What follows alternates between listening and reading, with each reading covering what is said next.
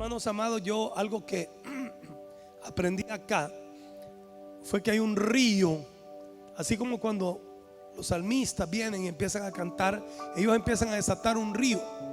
La alabanza es como un río, pero algo muy hermoso es cuando entendemos que el santuario donde nos congregamos a adorar a Dios, hay una unción que se abre un río, porque hay una unción personal para cada uno de nosotros, porque en realidad el templo de Dios ahora ya no está en Jerusalén como cuando Salomón lo construyó, como cuando Nehemías lo reconstruyó, sino que ahora el templo y tierra santa está debajo de tus pies, porque usted y yo somos el templo de Dios. Así que dígale al que está a la par suya: tú eres el templo de Dios. Tú eres ese templo. Y quiero compartirte cómo venían desde 1980 hermanos de diferentes lugares, Sudamérica, Norteamérica. Una vez vino un hermano algo loco, se llamaba Ernest Lequac, y nos dijo: bueno, yo quiero preguntarles, ¿quiénes de ustedes hablan en lenguas? Yo venía de una iglesia bautista donde me enseñaron que eso ya no funciona. Así me dijeron: eso ya no se necesita, ya tenemos la Biblia, eso es lo perfecto. Ya no hay sanidades, ya no hay milagros, ya no hay lenguas, eso se acabó. Por eso a estas iglesias le llaman sesionistas, y ellos lo dicen. Nosotros no creemos en esto. El doctor MacArthur de Estados Unidos, una iglesia pentecostal de Santa Ana, pidió su cobertura. Yo ya no hay mover de lenguas, no hay mover de sanidades, todo es Biblia, Biblia, Biblia. Y yo estuve con el doctor Stott aprendiendo, y él dijo: se necesita la palabra, pero necesitamos al Espíritu, es un balance. Ahora, como yo vendía esa escuela, el hermano Lequac dijo: el Espíritu Santo, Jesús dijo, lo van a recibir dentro de no muchos días. Pero algunos ya pasaron días, semanas, meses y no lo han recibido. No hablan en lengua, no fluyen en el poder de Dios. Tienes que buscarlo, tienes que tener sed. Así es que yo quiero que pasen aquí, voy a orar por ustedes. Y ese día él dijo: un bebé no comienza hablando diciendo papá, mamá, tengo hambre, traigan. No, empieza con a guturar a veces, patata. En nuestro campo, para decir papá, los niños dicen tata, tata. Y el papá feliz ya habla, el niño ya habla, dice tata, solo dice tata. En Israel, en el lenguaje hebreo, los bebés dicen abba, abba. Por eso cuando tu espíritu estás orando a Dios, abba, abba, abba, sira, abba, abba. Y es un río que se empieza a soltar. Y decía hermano Ernest Lequac: empezás con una sílaba, monosílaba, pero después viene el río, más y más. Y de eso te quiero hablar, de cómo Dios para nuestra congregación, no solo aquí, yo espero que también en Santa Ana, Dios traiga una unción, un avivamiento del Espíritu Santo que busca transformar tu vida y transformar la nación. Entonces, quiero hablarte del río de Dios. Israel era la nación llamada a ser el instrumento para que el reino de Dios avanzara en la tierra. Pero Israel pensó que ellos eran el fin, que ellos eran el reino, que no eran los siervos del reino. Y se volvieron idólatras, soberbios. Cuando Jesús vino a traer la revelación, Dios mismo hecho carne lo colgaron en una cruz. Así que Jesús dijo en una parábola: por eso se les quita el reino y es dado a un pueblo que dé los frutos del reino. Y esa es la iglesia de Cristo. ¿Cuántos de la iglesia de Cristo están aquí esta mañana? Que digan amén, que digan gloria a Dios, que le dan un aplauso al Cordero, a Jesucristo. Ahora ustedes y yo somos la iglesia del Dios vivo, el nuevo Israel que busca avanzar el reino de Dios. Pero aquel Israel se apartó de Dios. Metieron demonios al templo, al santuario. Dejaron a Dios, se apartaron de Él. Y vinieron juicios. Algunos creen que usted puede pecar deliberadamente y no va a haber juicios. Sí los hay. El mundo hoy habla que cuando viene una catástrofe, dicen la madre naturaleza déjeme decirle, eso no existe. La madre naturaleza es un término de la India, una religión que dicen que todo es Dios. El árbol es Dios, las piedras son Dios, un mono es Dios, una culebra es Dios, una cucaracha es Dios. Y en la India, un lugar donde hay más de 1.300 millones de habitantes, cada persona tiene su propio Dios y les hacen templos. Hay cerca de 900 millones de ídolos. Hay templos para serpientes que alguien construyó, templos para cucarachas, las alimenta, porque creen que son dioses. Por eso dicen la madre naturaleza. Yo espero que usted aquí no sea panteísta. Ese es el término, pan de todo, teísmo Dios, todo es Dios. No vuelvo a decir eso, la madre naturaleza. El Señor nuestro Dios, Él creó los cielos y la tierra y todo lo que en ellos hay. Por eso cuando las naciones se apartan de Dios, vienen juicios. Dios usa su creación muchas veces. Norteamérica acaba de pasar una inundación tremenda en Carolina del Norte, en Tennessee, aún en Florida, huracanes. Y ellos dicen el cambio climático y no se vuelven a Dios. Sigan con sus cambios climáticos. Yo prefiero cuando algo me sucede y sufro, humillarme, tirarme al piso, llorar y decirle: Señor, perdona mi pecado, yo renuncio a ello y yo quiero tu perdón, no quiero tus juicios. Pero los juicios de Jehová son de verdad, todos son justos. Ahora Ezequiel, y vamos a hablar de Ezequiel capítulo 47, ha visto cómo Babilonia se levanta como una gran potencia, y el rey de Babilonia es Nabucodonosor, que empieza a invadir a Israel y se lleva cautivo al rey Joaquín y a otros. Y entonces él escribe en un momento que él era un sacerdote, no era profeta, pero Dios le empieza a dar visiones y las empieza a registrar. Visiones del trono de Dios, de los juicios, pero tiene una visión del río de Dios, de lo que quiero compartir esta mañana, cómo Dios trae su río para sanidad. Pero quiero que sepa que Israel está siendo llevado cautivo a Babilonia. Daniel en este momento probablemente tenga 17 años, un joven, y pasó 70 años cautivo en Babilonia. Salió de Babilonia a los 87 años, ya casi para morir, pero fue el que oró para que Dios lo sacara de allá. Pero Ezequiel está viendo la muerte del rey, de los príncipes, la destrucción de su ciudad. Finalmente el templo, que era llamada la casa de Dios, fue destruido, quemado, arrasado.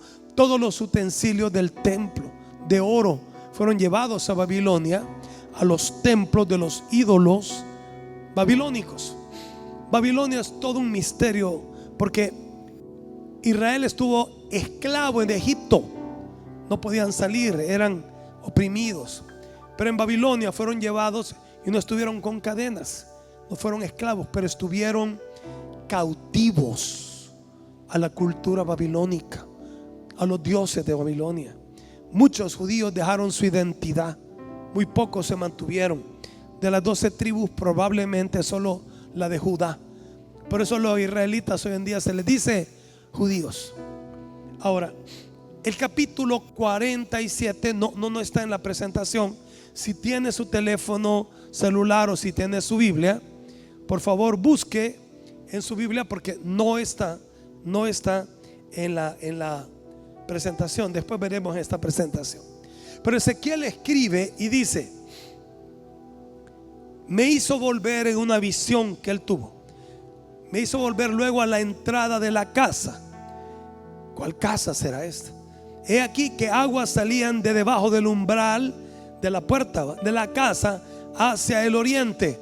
Para nosotros el oriente está donde sale el sol, atrás de mí, frente a ustedes, porque la fachada de la casa estaba al oriente, y las aguas descendían de debajo hacia el lado derecho de la casa, al sur del altar. O sea que como la casa estaba hacia acá, orientada allá, salían aguas a la derecha. Empezó a salir como cuando se te olvidó cerrar el chorro y se empieza a desbordar el agua, un pequeño charco le llamamos nosotros, debajo de la puerta. Versículo 2: me sacó por el camino de la puerta del norte, sería a mi derecha o a su izquierda. Me hizo dar la vuelta por el camino exterior, fuera de la puerta, al camino de la que mira al oriente, y vi que las aguas salían del lado derecho. Estaba saliendo el agua hacia allá, y el profeta está viendo esta casa y dice: al sur del altar. Es decir, que en esta casa hay un altar, y por ello entendemos que era el templo de Jerusalén, lo que él estaba viendo en su visión. Versículo 3: y salió este varón, era un ángel, hacia el oriente, llevando un cordel, una cinta de medir en su mano, y midió 1000 codos, que son 500 metros. Ya no voy a decir 1000 codos, sino 500 metros, para que usted me entienda. 5 cuadras bajo. Y me hizo pasar por las aguas hasta los tobillos. Ahora ve algo: el agua está saliendo debajo de la puerta.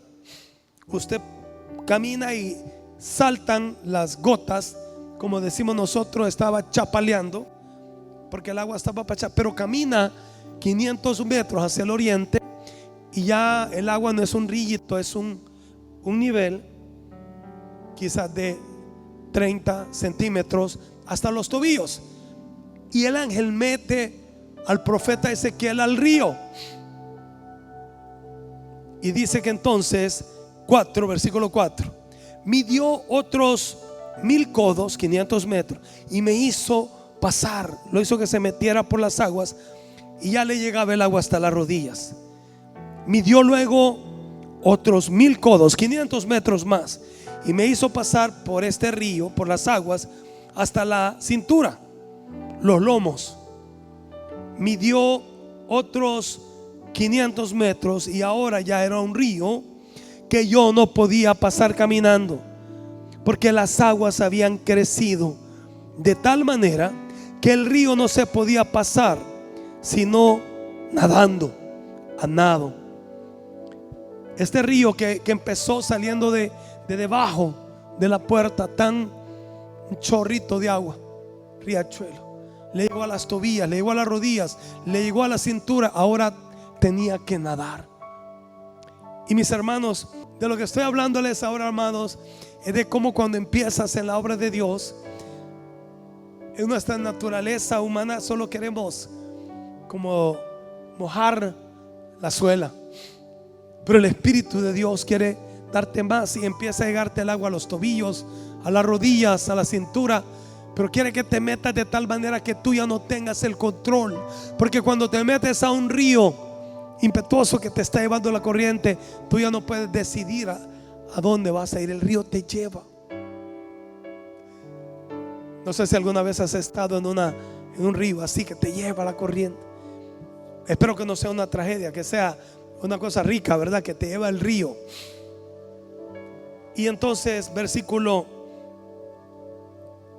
6: me dijo el ángel: ¿has visto, hijo de hombre? Quiero que reflexiones en esto. Y después me llevó y me hizo volver por la ribera del río, a la orilla del río. Y volviendo yo vi que en la ribera del río habían muchísimos árboles. Diga conmigo: muchísimos árboles, al uno y al otro lado. Y me dijo: estas aguas salen a la región del oriente, descienden al desierto Arabá, y entran en el mar, y entradas en el mar recibirán sanidad las aguas.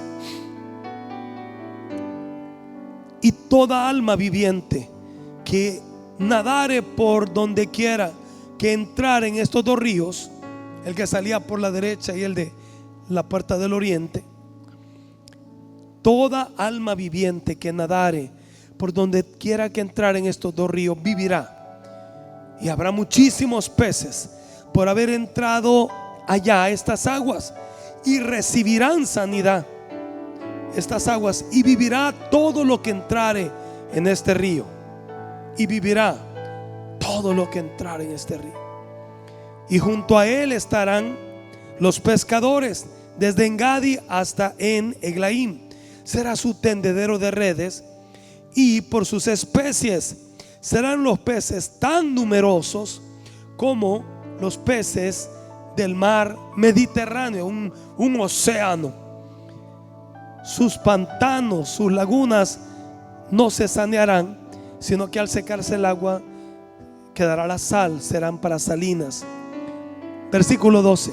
Junto al río, en la ribera, a uno y a otro lado, crecerá toda clase de árboles frutales. Sus hojas nunca caerán, ni faltarán sus frutos. A su tiempo madurarán, porque sus aguas salen del santuario, y su fruto será para comer, y su hoja para medicina. Llegamos hasta ahí con esta porción. Dice Ezequiel que ese río que sale del santuario al oriente avanza, después de ser apenas riachuelos que salen debajo de la puerta, hablándonos de la bajeza donde comienza todo. Y es que Jesús dijo en Mateo 5 las bienaventuranzas: bienaventurado el hombre que es humilde de corazón, porque de ellos es el reino de Dios. Los humildes de corazón no son los que andan sin 5 en la cartera, son los que han reconocido su bancarrota espiritual y que necesitan decirle a Dios: sálvame. Ese es el pobre en espíritu, porque entonces puede recibir el reino de Dios. Pero el agua sale de ahí debajo. Y es interesante como el evangelio, este 31 de octubre, este jueves, vamos a celebrar el día de la iglesia evangélica en El Salvador por un decreto legislativo, porque el mundo celebra día de brujas y hechiceros, y nosotros no tenemos nada que ver con eso. Que alguien diga amén, fuerte amén, por favor. Pero celebramos el día de la Biblia, porque en 1517 Martín Lutero devolvió la Biblia a la humanidad. La Biblia, si usted la leía sin ser rey, príncipe o jerarca de la iglesia católica, te mataban. Así que Lutero la trajo de vuelta, dijo que la salvación no se vende, que es el regalo de Dios, y habló de una reforma desde el 31 de octubre de 1517. Por eso se celebra. Ahora, lastimosamente, Alemania y Europa, que vivieron un gran avivamiento en la reforma, hoy en día ya no se creen pobres de espíritu, y como no necesitan de Dios, hablan de una época después del cristianismo, post-cristianos, post-cristianismo. Y si usted ve Europa, se dice que su población está muriendo, y lo que están llegando son musulmanes a querer gobernar. Pero miren lo lindo es que Dios, esa gente que no se podía alcanzar de otra manera, aún en sus lugares, millones de personas de esta religión, enemigos del cristianismo, enemigos tuyos y míos, que nos quisieran matar, están teniendo visiones como la de Saulo de Tarso cuando iba a perseguir cristianos a Damasco. Y tienen sueños, toda una familia en una noche, y dicen: tuve un sueño. ¿Y por qué lloran mi mamá y mi hermana? Porque tuvieron el mismo sueño. ¿Y cómo era? Era un hombre que decía: ¿por qué me persigues? Y cuando le preguntaban quién era, decía: mi nombre es Jesús de Nazaret. Y el hombre empieza a llorar también y dice: yo tuve el mismo sueño. Y hay muchos de ellos que se están convirtiendo, sigamos orando por eso. Pero a lo que regreso es como Europa y Norteamérica, en su orgullo, en su soberbia que tenían tanto, ya no necesitaban de Dios. 2, 3 refrigeradoras, un freezer topados de comida, 2, 3 carros en la cochera, una casa con 6, 8 habitaciones, piscina y todo. ¿Para qué Dios? Ellos no necesitan humillarse. Por eso lo lindo es que el agua sale debajo de aquellos que entienden su necesidad de Dios, que sin Dios estamos perdidos. Gracias a Dios muchos están volviendo en Europa al Señor, pero se necesita un poderoso avivamiento. Ahora, lo interesante es cómo Israel pasó la misma situación y se apartó de Dios. Pero viene la alternativa de Dios en medio del juicio: el río de Dios. Y la alternativa de Dios para evitar el juicio: el río de Dios. Y este río dice aquí que si sale del santuario, que es de la casa de Dios, interesante porque el templo de Dios no está en Jerusalén. Es más, no hay templo. Fue destruido por los romanos en el año 70. Pero la casa de Dios, que antes era allá, ahora es usted y soy yo. Y ese río ahora sale de usted y sale de mí. Y vea qué lindo, porque este río de Dios, hermanos, y este es el punto que traigo, el tema del Espíritu Santo para tu vida esta mañana, es como Dios quiere obrar de tal manera que nosotros podamos entender. Lo primero que quiero mencionarte es que este mar que menciona el versículo 8, que descienden estas aguas al desierto, al oriente, y entran en el mar, está hablando del Mar Muerto. El Mar Muerto es un lago enorme de unos 82 kilómetros cuadrados, un poco más grande que el de Ilopango. Y este Mar Muerto tiene una característica: no hay nada de vida en él.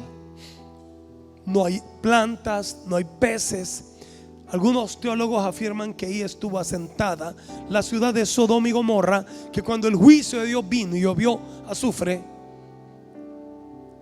con las lluvias, con el río Jordán mismo que ahí llega, se formó el lago. Todos los lagos vienen los ríos a él y tienen un río que sale de ellos hacia el mar, porque están en una altura. Por ejemplo, esta ciudad está a más de 800 metros sobre el nivel del mar. Santa Ana, donde Dios me permite pastorear, está a unos 500 metros sobre el nivel del mar. Pero el Mar Muerto está abajo del nivel del mar, 434 metros abajo del nivel del mar. Por eso no hay río que pueda vaciarlo para que lleguen sus aguas al mar, porque es imposible, tendría que ir hacia arriba. Pero lo que profetiza aquí Ezequiel es que hay un río que sale de la casa de Dios, que entra en el Mar Muerto y empieza a obrar tal sanidad que empiezan a crearse muchos y muchos peces, tanto como en un océano, porque ellos le llamaban a este lago el Mar Muerto. Pero en el océano, el mar grande del Mediterráneo, sí habían muchos peces. Y lo tremendo es que está este río que sale del trono de Dios, entra al Mar Muerto y hay un milagro de resurrección. Alguien dice gloria a Dios, porque hasta el Mar Muerto Dios lo puede resucitar. En esta porción habla metafóricamente, simbólicamente, como hay lugar para que los pescadores vengan a pescar, y grandes peces, no son pequeños, son grandes peces. Aquí en Los Chorros, en Santa Ana, hay un balneario similar, se llama Panteos, que hay unos chimbolos, les decimos, ¿verdad? Butes. Y cuando ustedes a los pies llegan a morderlo. No, los peces que habla aquí son grandes. Y lo más hermoso es que dice que en toda la ribera del río hay innumerable cantidad de árboles. Y ya va a ver usted quiénes son esos árboles, de quién está hablando. Porque este río es esa vida que sale de Dios para traer salvación, para traer vida, resurrección. Y me impresiona porque muchas veces nosotros pensamos que esto era para el pasado, nos volvemos sesionistas. En la práctica, aunque en nuestra congregación esperamos señales y prodigios, milagros y resurrecciones.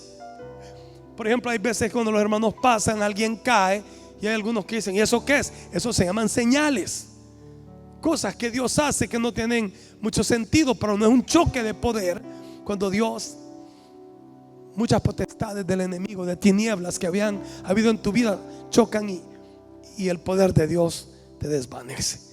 Cuando yo era recién convertido, y lo quiero decir por si alguien nos visita por primera, segunda vez, o es su primer mes de estar aquí, o el primer año, cuando yo recién era convertido, me enseñaron esa teoría o teología, que ya no habían milagros, que ya no habían dones de lengua, ya no habían sanidades, mucho menos resurrecciones. Pero una tía mía que recibió a Cristo después de nosotros me invitó a una pequeña congregación, y fui un par de veces. Y cuando yo llegaba, los hermanos oraban en lenguas y gritaban que hasta dolía la cabeza de tanto grito. Pero aún así yo decía: esto no lo había visto antes. Y fui a una vigilia de ellos. Y cuando empezaron a orar, yo dije, pues me meto. Empecé a orar y todo, y empecé a ser sacudido por el poder de Dios. Tendría quizás un año de haber empezado en el evangelio, y ya no quise orar porque me dio miedo. No te vaya a dar miedo esta mañana lo que Dios quiere hacer en tu vida. Pero yo sentía que se me iba a caer todos los dientes y todas las muelas. Eso sentí. Y ya no quise orar, me dio miedo. Y me dice un hermano, ¿qué le pasó? Fíjese que sentí que se me iban a caer todos los dientes. Y me dio un estremecimiento. Ay, hermanito mío, Dios, su Espíritu Santo ya te bautizó con su fuego. Y el Espíritu Santo, cuando te bautiza, empieza a liberarte, a sacar toda opresión, toda obra del enemigo. Y Dios te va a usar con tu boca. Wow. Como les digo, vino este hermano Ernest LeQuec y dijo, Jesús dijo que iban a recibir el Espíritu Santo dentro de no muchos días, y ustedes tienen semanas y años, pero iban a empezar a hablar en lenguas. Y va a empezar todo con un simple tata o aba, y después viene el río, más y más. Así es que recuerdo bien al pastor Ricardo Gómez, que venía de otra iglesia similar. Más bien había estudiado en un instituto o colegio de esa congregación, y me decía, Mauro, pero yo le pido a Dios y no recibo nada. Él dirigía la alabanza allá por los 80s aquí en Santa Tecla, comunidad cristiana. Y el pastor Numa nos dijo, bueno, tu tarea es procurarlo, y lo que el Espíritu Santo quiere hacer es llenarte de su gloria. Así que aquel hombre fue lleno de la gloria de Dios. Bueno, ahora pastorea allá en Estados Unidos, en Florida, y fluye en el poder de Dios. Pero de lo que te estoy hablando es como es importante entender que tenemos que entrar a este río de Dios. Más adelante hay un pasaje en el Salmo 65:9. David escribe: Señor, tú cuidas la tierra y la riegas, la enriqueces y la haces fértil. Oiga esto: el río de Dios tiene agua en abundancia. Este río proporciona una exuberante cosecha de granos, porque así ordenaste que fuera. Con lluvias empapas la tierra arada, disuelves los terrones y nivelas los surcos. Ablandas la tierra con aguaceros y bendices sus abundantes.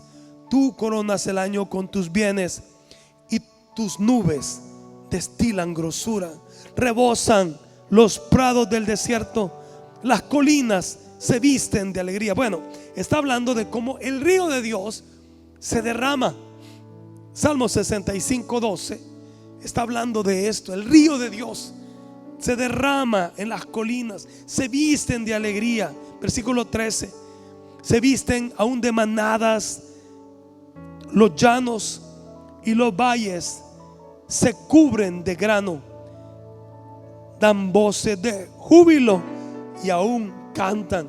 Este es David, que está profetizando cómo el río de Dios se derrama por toda la nación, porque lo que Dios quiere es que el mover de Dios, su gloria, no se quede aquí, sino que transforme la nación. Yo les he compartido cuando hace 22 años, ya teníamos 3 años de estar en esta ciudad Santa Ana, y Dios nos permitió adquirir este terreno donde está ahora nuestro ministerio, y estaba lleno de pandilleros. Valía más de 1 millón de colones. No podíamos pagarlo, pero como Lucas 1:37 dice que para Dios no hay nada imposible. ¿Cuántos dicen amén? ¿Cuántos dicen amén? Le creímos a Dios, y hermano, para la gloria de Dios estamos libres de deuda. Ya lo pagamos al banco. Ese es el Dios en el que tenemos que creer. Ese don de fe que nos mueve a creer. Ahora estaba lleno de pandilleros, y empezamos a ayunar, a orar, a dar, a profetizarle a la tierra. Y no solo nosotros, llevaban algunos amigos pastores, el pastor Duma, su esposa, y otros hermanos, y le profetizaban a la tierra. Mire qué locura: tierra, tú has visto muerte, ahora verás vida. Has visto inmundicia, ahora verás santidad. Aquí se han unido gente, se han reunido 10, 20, hasta 100 para planear muerte. Dios va a traer del norte, sur, este y oeste profetas, evangelistas, apóstoles, maestros, y así lo hizo Dios. Pero Dios nos dijo: lo que yo ya hice aquí no se queda aquí. quiero hacerlo en toda la nación. Y empezamos a orar por la ciudad y por las ciudades, y diversas iglesias empezaron a dar este mover.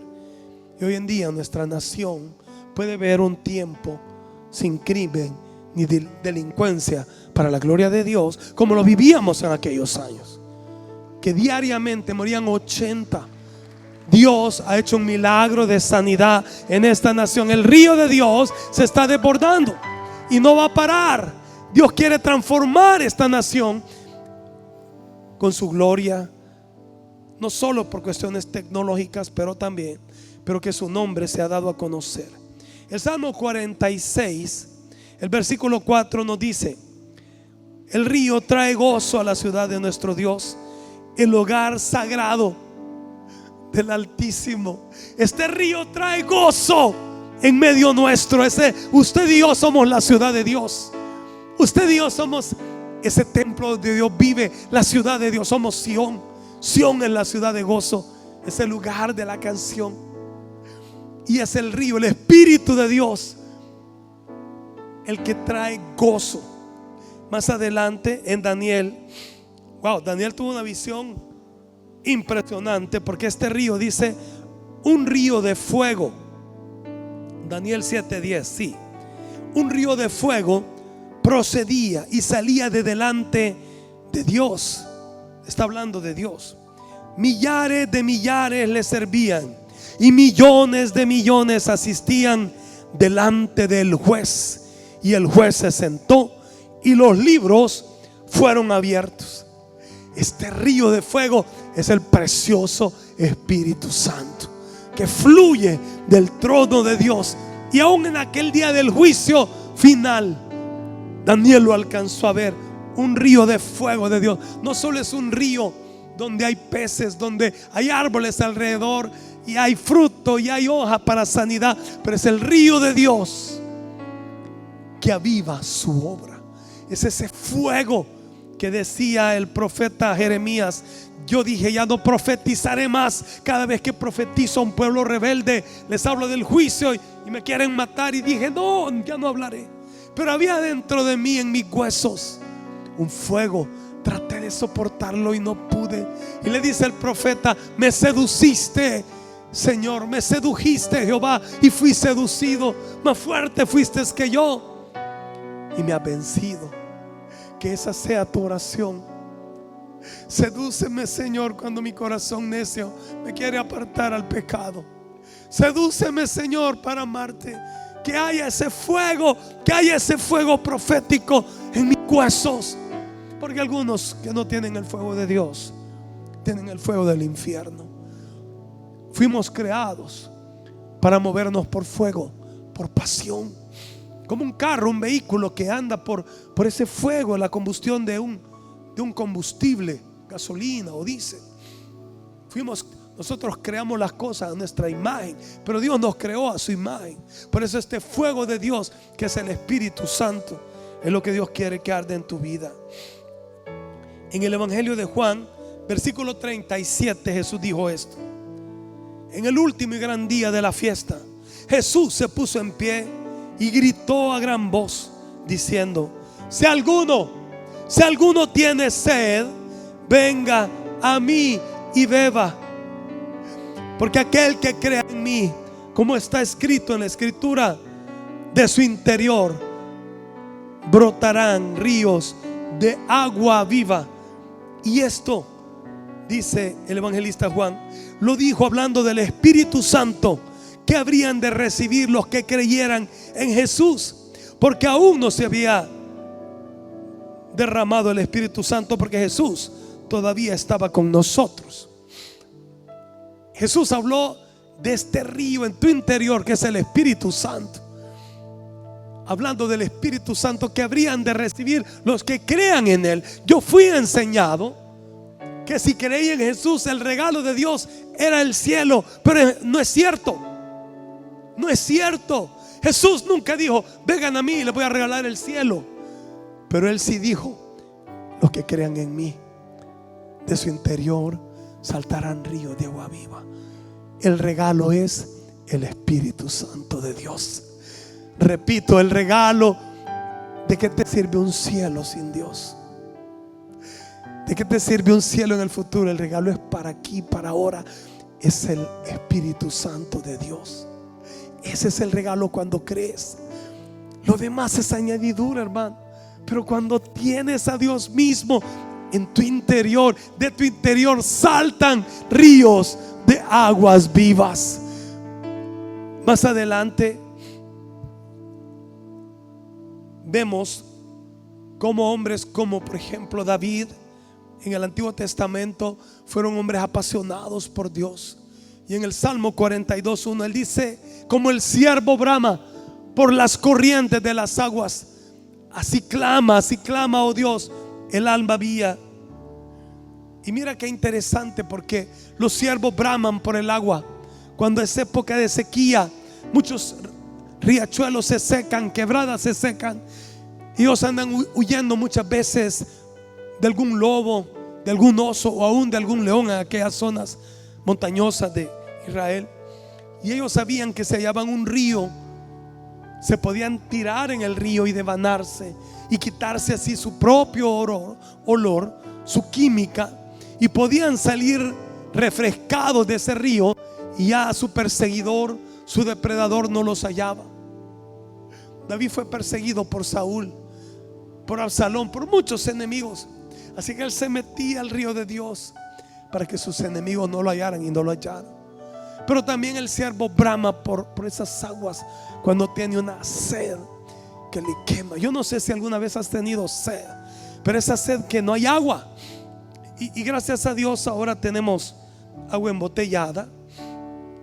Dicen los que están cuidando mucho la salud, el problema del agua embotellada es que ya no tiene minerales.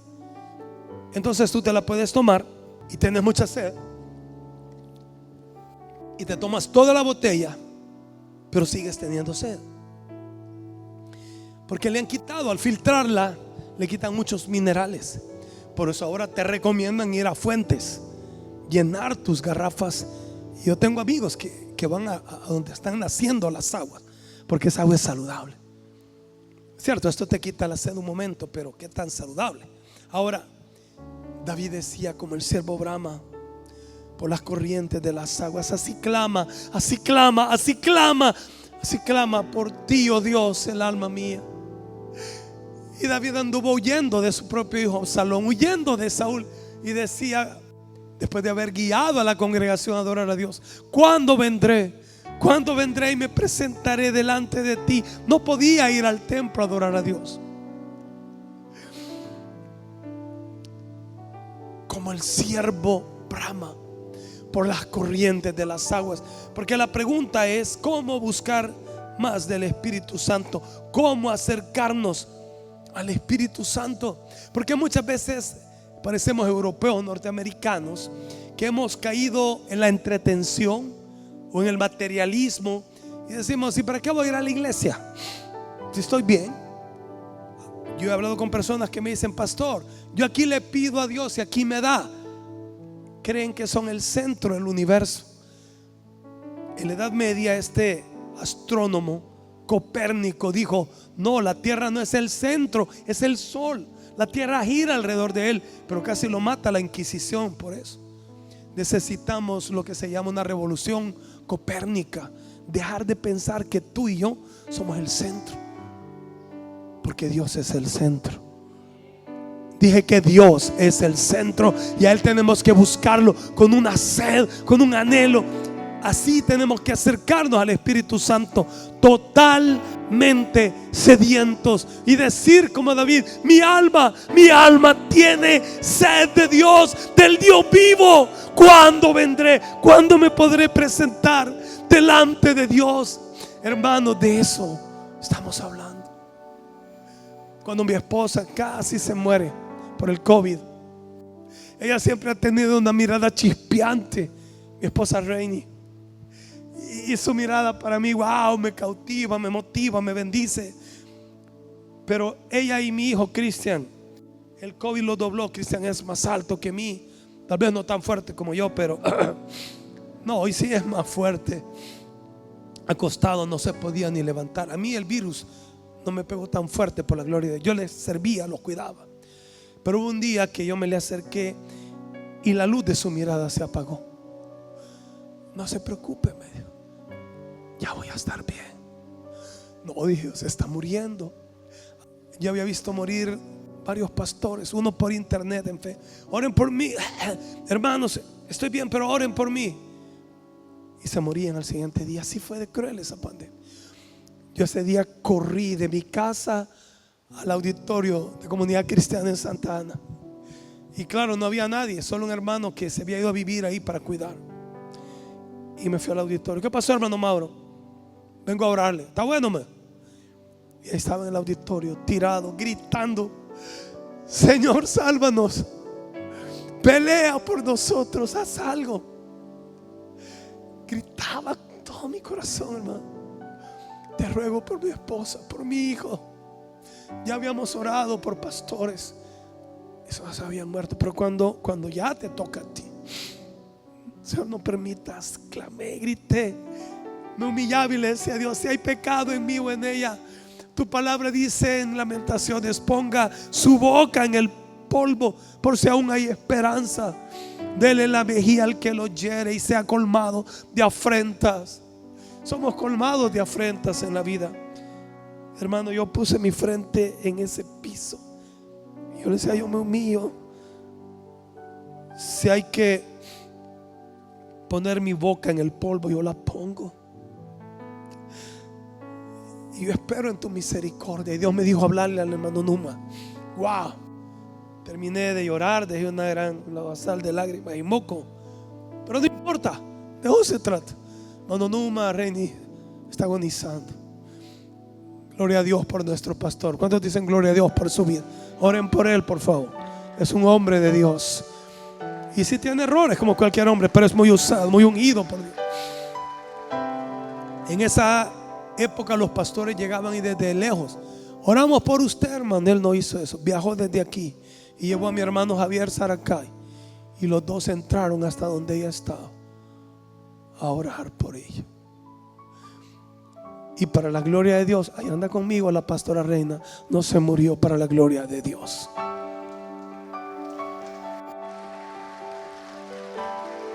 Tenemos un ADN, una naturaleza distinta. Somos aguerridos. Lo voy a decir así, algunos entenderán, otros no, pero alguien muy amado de mi familia se quitó la vida hace quizás menos de un mes. Una chica. Antier, ayer me decía mi esposo: un niño de 12 años se acaba de suicidar. Se ahorcó, se graduó hace un año y se quitó la vida. Bachiller. Una mujer de Madres Unidas para Orar. Qué tragedia. Pues esta niña se suicidó. Tuvo problemas con su esposo y tuvo una sobredosis de medicamentos, no sé con qué otra cosa, y se murió. Y la trajeron al hospital de Huachapán. Dijeron: no se puede hacer nada. La llevaron al hospital de Santana y dijeron: probemos. La metieron a unidad de cuidados extremos o máxima emergencia. Y empezaron con choques eléctricos, pero no volvía, estaba muerta. Pero había un ejército de gente orando. Había muchos orando. Y como dice la escritura, porque para Dios nada es imposible, la tercera vez que le dieron el choque, ella volvió y está viva y se va a graduar de la universidad dentro de unos días. Y ella me dice: cuando yo estaba muerta, vi a 11 médicos con sus gorros, mascarilla y vestido, hablando, maniobrando, y había uno más. ¿Y quién creen que era? Era el hermano Numa, su pastor. Y ella oyó que le decía: levántate. Y ella, era cuando le daban los choques, y ella decía: déjenme dormir, estoy cansada. Pero en eso sintió que le tocó el hombro y la zarandeó y le dijo: levántate. Y en ese momento resucitó para la gloria de Dios. Y los médicos se sorprendieron. ¿A cuánta gente no le hacen eso y se muere? ¿Cuántos podrían salvarse si hubiera gente orando por ellos? Sedientos de Dios. Le pregunto, ¿está usted sediento del Espíritu Santo? Pregúntese. Y de veras, yo tengo sed del Espíritu Santo. Estoy sediento por otras cosas. En este Salmo 42, versículo 1, dice David: mi alma tiene sed de Dios. Cuando Jesús fue a donde la mujer samaritana, en capítulo 4 de Juan, dice que le era necesario ir allá porque había una persona sedienta, una. Y es como que usted va para Santa Ana, pero le era necesario pasar primero por Chalatenango. ¿Y por qué? Va a ir a dar una gran vuelta. Jesús hizo eso, dio una gran vuelta, porque allá estaba una mujer que le había dicho a Dios: ya me cansé de mi vida. 5 maridos había tenido y ahora estaba con otro hombre que no era su marido, estaba en adulterio. Jesús llega y cansado del camino, dice, porque como ser humano estaba cansado. Era el mediodía. Todas las mujeres van temprano en este tiempo a traer agua al pozo, que el sol no quema. O van tarde, que ya el sol bajó. Pero esta mujer fue al mediodía para asegurarse que ninguna de las mujeres de los 5 maridos que había tenido estuviera ahí, porque podía regresar sin vida. Y la otra tampoco, de la que tenía ahora.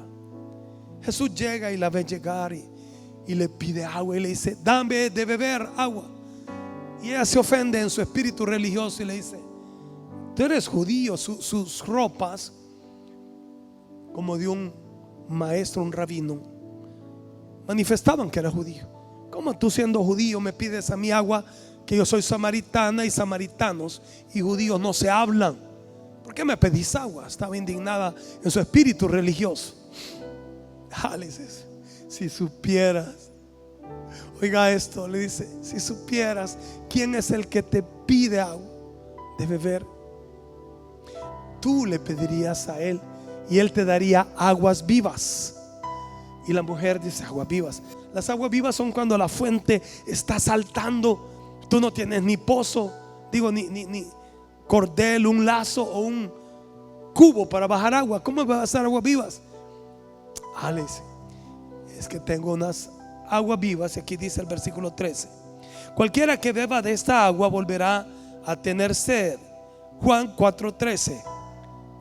Mas el que beba del agua que yo le daré no volverá a tener sed jamás. Oiga esto: no volverás a tener sed jamás, sino que dentro de él esa agua se convertirá en un manantial de aguas que brotarán para vida eterna. Jesús no te ofrece un río, no te ofrece una laguna, no te ofrece la fuente de aguas vivas. Que el Espíritu de Dios viene a ti y salta para vida eterna. Y la mujer le dijo: hey, dame de esa agua para que yo ya no tenga más sed y no tenga que venir aquí a sacarla. Ok, trae a tu marido, le dijo Jesús. No tengo marido. Ok, le dice: 5 maridos has tenido. Algunos se refieren que esta mujer representaba a los religiosos de aquel tiempo, que tenían la ley de Moisés, tanto samaritanos como judíos, y se habían volteado a ídolos, los samaritanos. Pero Jesús le ofrece no una religión, sino al Espíritu Santo, si creía en él, Dios mismo. Entonces quiero terminar hablando de 5 pasos para poder acercarnos al Espíritu Santo y ser llenos del Espíritu Santo. El primero está en en Gálatas 5:17. El primer paso es andar en el Espíritu. Digan todos en voz alta: andar en el Espíritu. Porque muchas veces satisfacemos, lo que aquí dice, los deseos de nuestra carnalidad. Por eso el primer paso es andar en el Espíritu y no satisfacer al viejo hombre o a la vieja mujer. Martín Lutero decía: yo todos los días tengo que matar al viejo hombre, porque pensé que en la cruz él estaba destruido, pero el perverso se levantó y cada día tiene que morir. El problema de Martín Lutero era que era muy emotivo, era depresivo y se llenaba de eran opresiones. Él decía que literalmente veía a Satanás, este siervo de Dios. Por eso es importante andar en el Espíritu y no satisfacer los deseos de la carne. Algunos están aquí, pero todavía persisten en algún vicio, llámese alcohol, cigarro, pornografía, inmoralidad sexual, llámese amor al dinero, gula, que es pasión por la comida.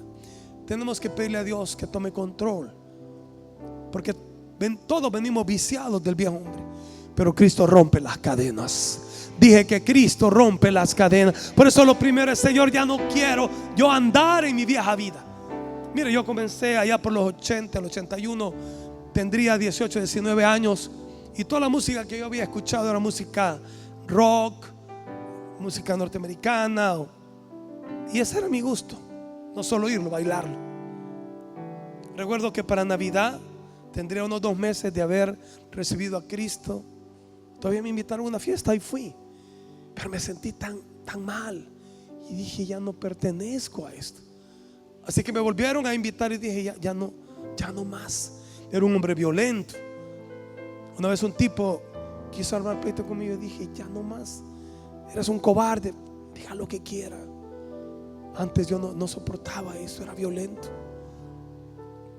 pero ya no andaba yo en mi capricho, en el viejo hombre. Tuve una relación incorrecta con una novia que conviví con ella sexualmente y trajo tanto dolor y tanta muerte. Así que yo le dije: Señor, rompe esta atadura, yo no puedo. Te suplico que por alguna situación ella me mande, que me corte, que me mande a volar. Y así fue. Y hoy ayunaba, hermano, y le pedí a Dios: Señor, ayúdame. Tenía una gracia de Dios y una fortaleza física, que yo ayunaba un día, seguí el otro, hasta 3 días seguidos. Y decía: voy a terminarlo, porque no tenía hambre, pero me puedo enfermar. Estaba en la universidad, pero dedicaba mucho tiempo a orar y a ayunar. Así fue como rompí esa cadena. Y esa joven me maldijo porque quería que volviera con ella, pero yo dije: es inmoral, no puedo seguir con ella. Y Dios rompió esa atadura. Entonces quiero que me escuches. Andar en el Espíritu demanda a no satisfacer los deseos de la carne. Demanda entregarnos a Dios. Hay batallas, hay luchas, pero para la gloria de Dios le digo: Cristo rompe las cadenas. Yo le decía al pastor Duma, cuando él me consagró como pastor de jóvenes: renuncio, porque yo estaba acostumbrado a una vida de inmoralidad sexual, con prostitución, y hoy que me consagró nunca había tenido una batalla tan grande. Así es que yo le dije: yo renuncio. Prefiero que digan: ese evangélico volvió al lodo, y no quedan un pastor evangélico. Es muy grande el nombre, no puedo. Y él me pastoreó, me discipuló y me dijo: vamos a orar, esto es liberación. Oraba y le decía: hermano Numa, o a otros pastores: oren por mí, tengo todavía una lucha con la pornografía, con estas imágenes, con esto del internet. Pero para la gloria de Dios te digo y repito: para Dios nada es imposible. Y se lo digo en el nombre del Señor, sin orgullo, sin vanagloria, sino como un testimonio. Dios me hizo libre de la pornografía. Dios te puede hacer libre del adulterio, de la homosexualidad, del lesbianismo, de las drogas, del alcohol, porque para Dios nada es imposible. Puedes andar en el poder del Espíritu Santo si clamas a Dios y le dices: rompe las cadenas. Y Cristo rompe las cadenas. Si lo cree, dele un aplauso a Dios. Si lo recibe, dele un aplauso al Señor, porque para ustedes es esto. Y ese es el primer paso. Un segundo paso es vivir en comunión con el Espíritu Santo. Practicar la presencia del Espíritu Santo. La práctica de su presencia. Vivir todo el tiempo en comunión. Dice 2 Corintios 13:14. Que la gracia del Señor Jesucristo, el amor de Dios el Padre y la comunión con el Espíritu Santo sea con todos vosotros, dice Pablo. Mientras lavas los platos, hable con Él. Mientras conduces tu vehículo, habla con Él. Todo todo el tiempo Pablo decía: oren sin cesar. Usted no puede estar toda su vida de rodillas, pero sí puede caminar con la presencia del Espíritu Santo. Caminar, vivir, pensar en Él constantemente, esa comunión. Ese es el segundo paso.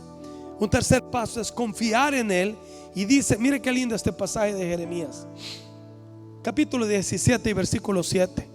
Bendito el hombre que confía en el Señor, cuya confianza está puesta en el Señor. Será como un árbol plantado, el siguiente versículo, el 8. Será como un árbol plantado junto al agua, que extiende sus raíces hacia las corrientes. No teme que llegue el calor. Sus hojas están siempre verdes.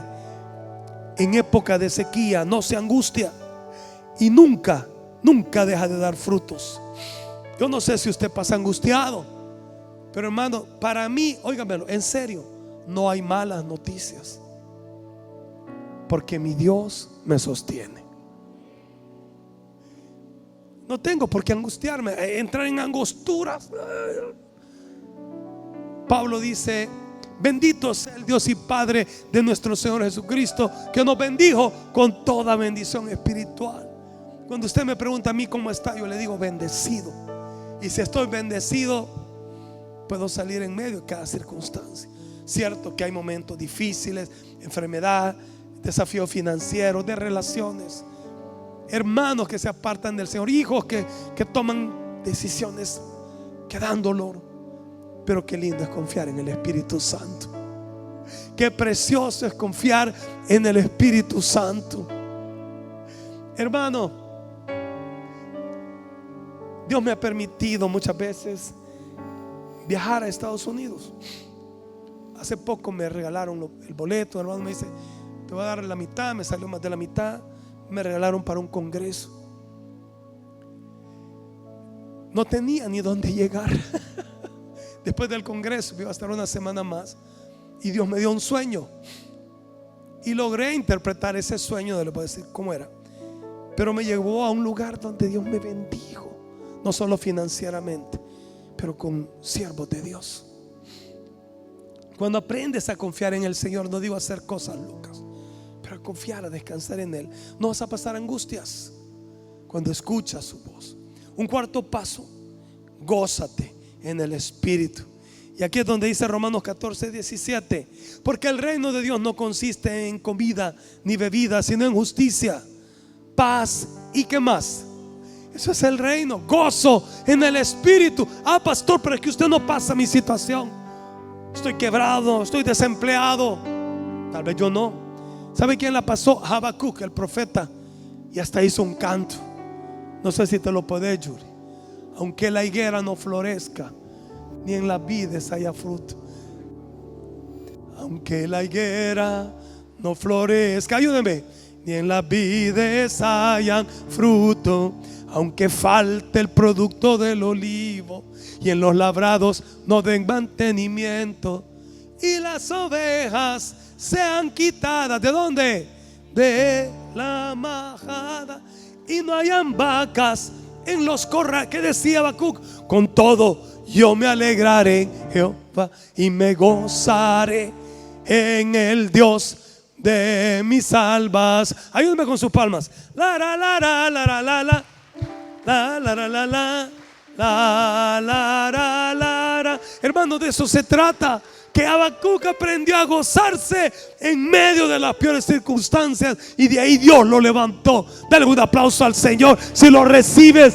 En medio de la enfermedad, dale gracias a Dios por tu sanidad. En medio del problema, dale gracias a Dios y gózate en el Señor. El hermano con el que estuve, él se llama Ramón Rodríguez, de San Miguel. Antes de llegar, el Señor había tratado con él y me dice: hermano, los exámenes dijeron cáncer.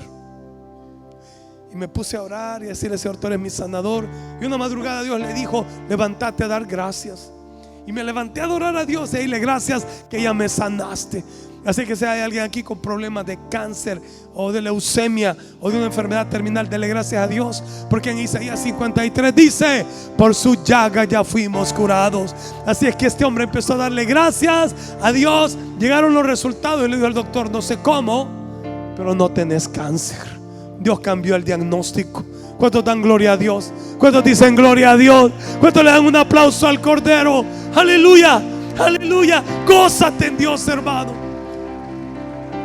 La alegría del mundo, la alegría del perverso, dice la Escritura, que son como los espinos cuando se queman en el fuego. No hablamos de relajo, hablamos de gozarte. Y lo último, para ser lleno del Espíritu Santo, para ser lleno de Él, es lo que dice Pablo en Efesios 5:18. No se embriaguen con vino, eso lleva al desenfreno. Más bien al contrario, sean llenos del Espíritu Santo.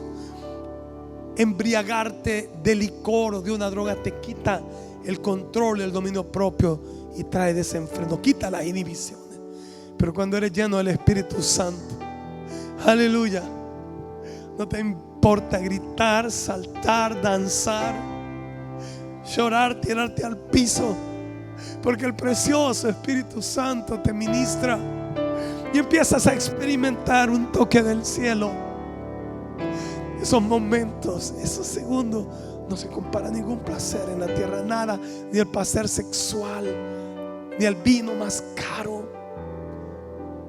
Es como la presencia del Espíritu, el placer, el gozo de ser llenos del Espíritu Santo. Y ese es el río de Dios, ese río que trae resurrección. Alguien dice gloria a Dios. Ese río que trae sanidad. Esos árboles somos usted y yo. El salmista dijo en el capítulo 1: bienaventurado el varón que no anduvo en consejo de malos, que no estuvo en camino de pecadores, ni en silla de burladores se ha sentado, sino que en la ley de Jehová se deleita día y noche. Oiga esto: será como un árbol plantado junto al río de Dios, que da su fruto a su tiempo, su hoja no cae.